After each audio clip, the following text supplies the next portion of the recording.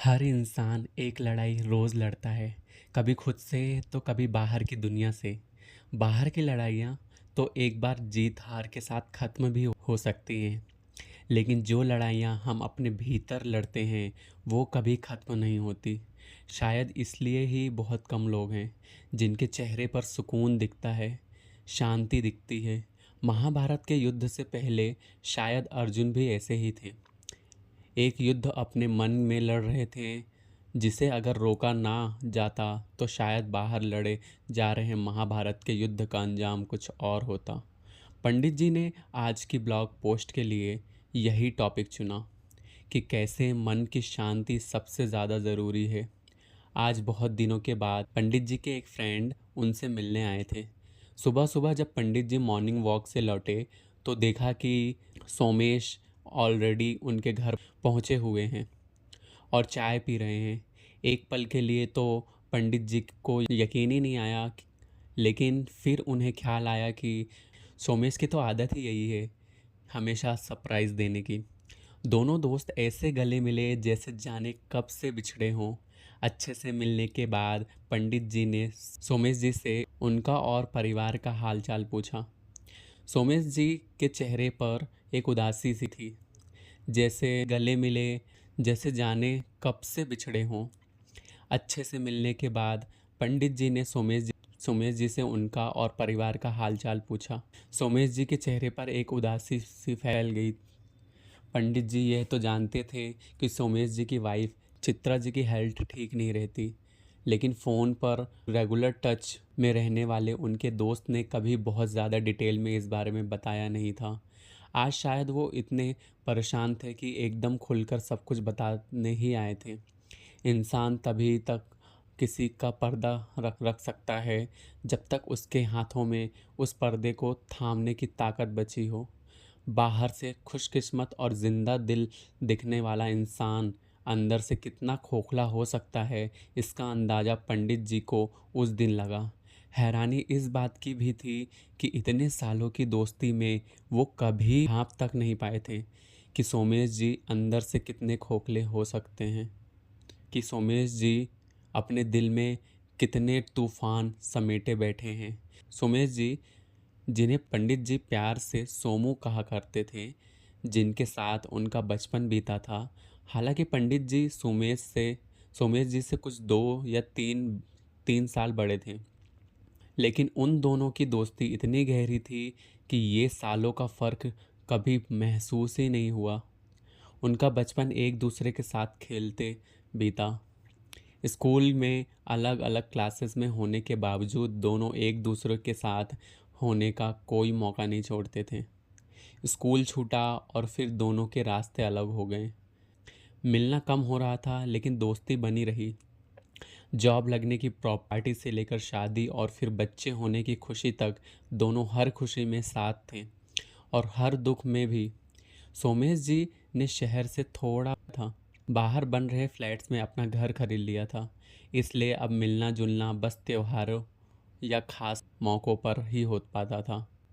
लेकिन फ़ोन पर 10-15 दिन में एक बार बात ज़रूर हो जाया करती थी। जब भी पंडित जी और सरला जी सोमेश जी और चित्रा जी को घर बुलाते तो सोमेश जी टाल दिया करते। इस पर चित्रा जी ताना मारती कि उन्हें तो अपने दोस्त से बस अकेले में ही मिलना होता है। कभी कभार सोमेश जी ने बताया भी था कि चित्रा जी की हेल्थ ठीक नहीं रहती, इसलिए ज़्यादा आना नहीं हो पाता। हालांकि उन्होंने कभी नहीं बताया कि उनकी क्या तबीयत खराब होती है, लेकिन सुमेश जी जैसे सब कुछ बताने के ही इरादे से ही आए थे। उन्होंने बताया कि उनके पास वो सब कुछ है जिसकी इंसान ख्वाहिश करता है। एक अच्छी नौकरी के बाद अच्छी पेंशन है, दोनों बेटे वेल सेटल्ड हैं। एक बेटी है जिसकी बहुत अच्छी फैमिली में शादी हो चुकी है और वो अपने घर में बहुत खुश है। लेकिन उनकी पत्नी चित्रा के कारण उनकी लाइफ में ना पहले का भी सुकून था और ना अब। ये बात सुनकर पंडित जी और सरला जी दोनों एकदम से चौंक गए। क्या मतलब? पंडित जी ने पूछा। तब खामोशी से सोमेश जी ने बताना शुरू किया। उन्होंने बताया कि चित्रा का नेचर शुरू से ही बहुत शक्की और झगड़ालू किस्म का था। ज़रा ज़रा सी बात पर सबसे लड़ने बैठ जाती थी। परिवार में उनकी कभी किसी से नहीं बनी। वो चाहती थी कि सब उनकी ही बातें सुने, उनके ही कंट्रोल में रहे। सोमेश जी की माँ बाप से भी उनकी नहीं बनती थी। कॉलोनी में सोमेश जी के पिता की सब बहुत रिस्पेक्ट करते थे, इसलिए सोमेश जी ने वहाँ से दूर चले जाने की सोची ताकि उनके परिवार की इज्जत बची रहे।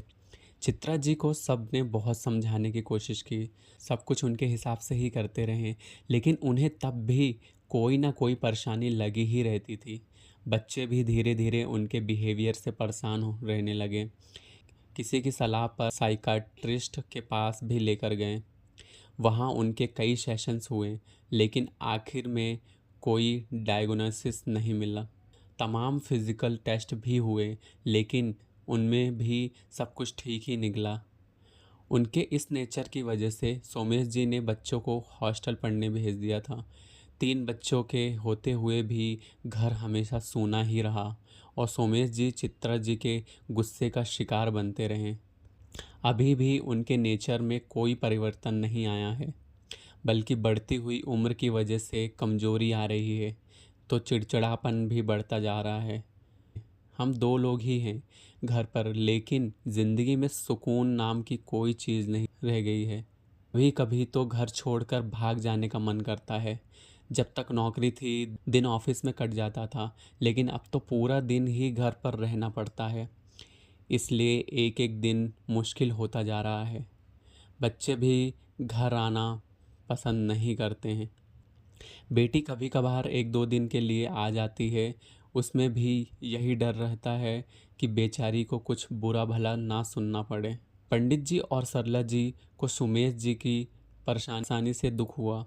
पंडित जी ये भी जानते थे कि बिना चित्रा के पक्ष सुने वो उनको जज नहीं कर सकते। क्या पता उनके इस नेचर के पीछे का क्या कारण हो, कोई बचपन की घटना या कोई ड्रामा। गुस्से के लिए कहीं जिम्मेदार तो नहीं, लेकिन इस सब से बाकी की फैमिली भी तो परेशान है। सोमेश की तो लगभग सारी ज़िंदगी टेंशन में ही कट गई।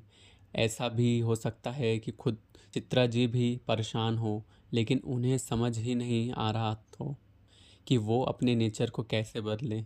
फिर पंडित जी ने सोमेश जी को बहुत समझाया।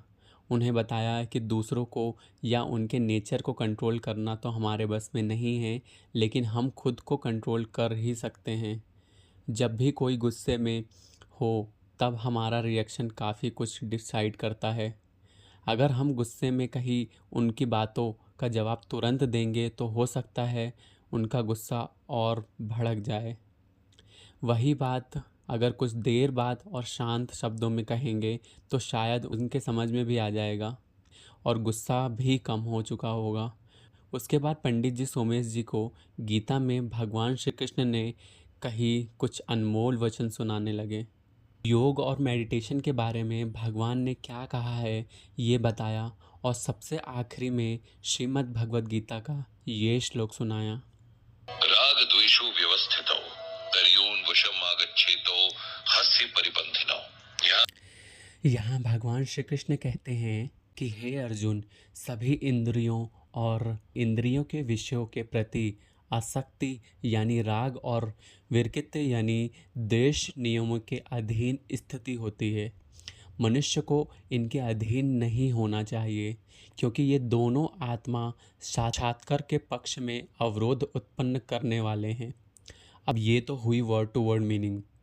अगर हम इसे सिंपल शब्दों में समझते हैं तो यहाँ भगवान अर्जुन से कहते हैं, अर्जुन के जरिए हमें समझाना चाह रहे हैं, हमें अपने सेंसेस के कंट्रोल में नहीं बल्कि अपने सेंसेस को अपने कंट्रोल में रखना चाहिए। क्योंकि अगर सेंसेस ने हमें कंट्रोल में कर लिया तो हम खुद को पहचान नहीं पाएंगे।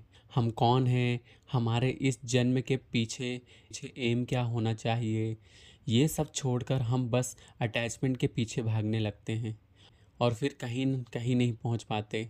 हमारी कोशिश ये रहनी चाहिए कि हमारा मन हमेशा शांत और प्रसन्न रहे। जल्दी से परेशान होने का स्वभाव नहीं होना चाहिए। जब कोई मन से खुश होता है तब उसकी कई परेशानियां अपने आप कम हो जाती है और दिमाग भी स्टेबल रहता है। मन का खुश होना कभी भी बाहर की सिचुएशन पर डिपेंड नहीं करता। ये सब हमारे मन की ताकत पर डिपेंड करता है और मन को ताकत मिलती है मेडिटेशन से। मन के खुश होने पर सब दुखों का नाश हो जाता है। खुश इंसान की बुद्धि भी एक जगह रहती है जिससे वो परेशानियों में डिस्टर्ब नहीं होता। ऐसा मन बात बात में टेंशन को अपने ऊपर हावी होने की परमिशन नहीं देता। पंडित जी की बातों से सोमेश जी को काफ़ी राहत मिली। उन्हें समझ आ गया था कि जीवन में किसी और को बदलना बहुत मुश्किल है, लेकिन खुद को तो हम बदल ही सकते हैं। अपने मन की शक्ति को तो बढ़ा ही सकते हैं। उन्होंने पंडित जी से खूब सारी बातें करके अपना मन हल्का किया। इस दौरान सरला जी ने बहुत स्वादिष्ट नाश्ता तैयार कर दिया था। खाना खाने के लिए उठे तो पंडित जी ने एक बार फिर अपने बचपन के दोस्त को गले लगा लिया और कहा कि भगवान श्री कृष्ण सब ठीक करेंगे। और इसी तरह से यह एपिसोड भी यहीं समाप्त होता है जिसे आप सुन रहे थे SY के क्रिएटर के शो पर।